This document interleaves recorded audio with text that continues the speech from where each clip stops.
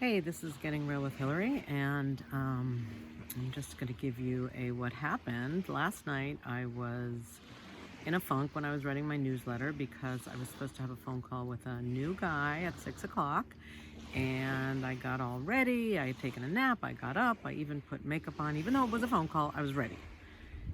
And he didn't call. And he didn't call, and he didn't call, and he didn't call, and I saw myself going into a funk. And then today I was supposed to meet someone and they canceled. And I just, I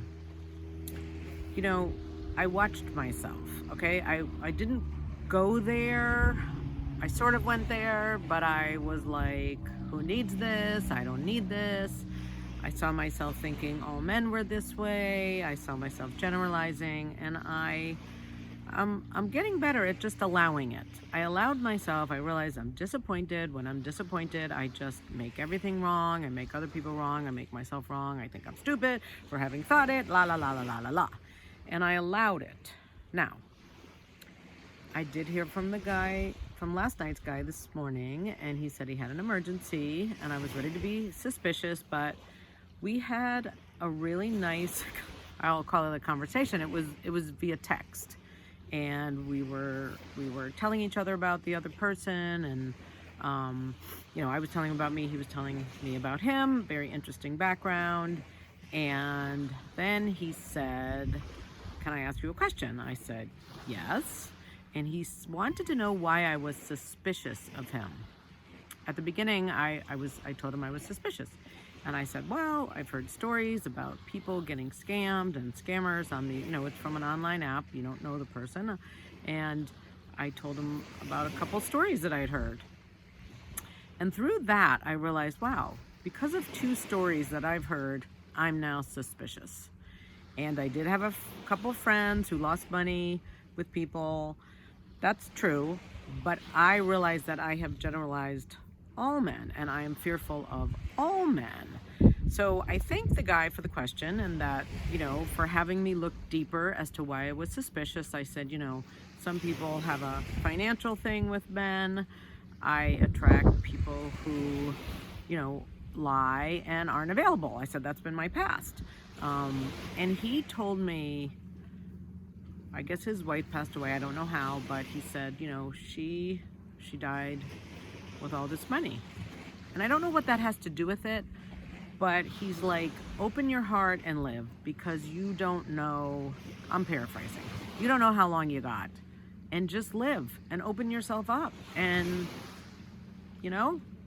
live. And so, I thanked him.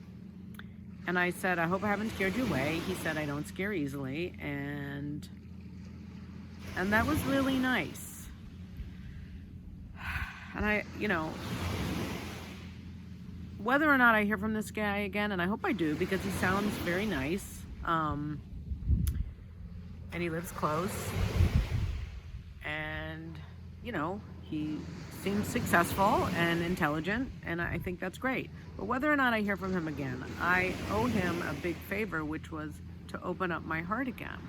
And yes, I have picked some people who weren't honest, and it didn't work out. But I was just reading a book called You Are Awesome, and it says the way to succeed, the people who are the most successful have the most failures, because they are taking the most at-bats.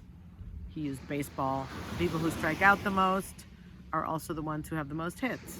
Or anyway, there's a couple of them. I'm not saying everybody, but if you get up to swing, you might fail, but eventually you'll succeed if you don't quit. That's my take on it. So I am declaring that I am opening up my heart, and that I'm not going to let a few negative stories and a few bad experiences close me down to my dream of having a great relationship. It would be easy to quit. It would be easy to stay safe. On some level, on another level, no, I know I would be selling out on my God-given dream. So I'm also committed to people being free to live lives they love. This is my path. This is what I do. And I hope it's helped you in some way. Thank you for joining me. Getting Real with Hillary, signing off. Have a great day.